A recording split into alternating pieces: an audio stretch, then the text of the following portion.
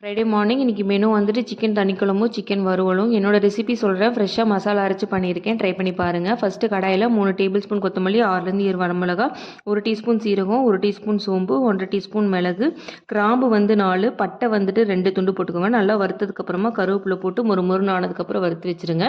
Next தனியாக இன்னொரு கடாயில் வந்துட்டு ஒளிச்சு வச்ச சின்ன வெங்காயம், பூண்டு, இஞ்சி, கருவேப்பிலை போட்டு நல்லா வணக்கினதுக்கப்புறமா தனியாக எடுத்து வச்சுருங்க ஆறுறதுக்கு.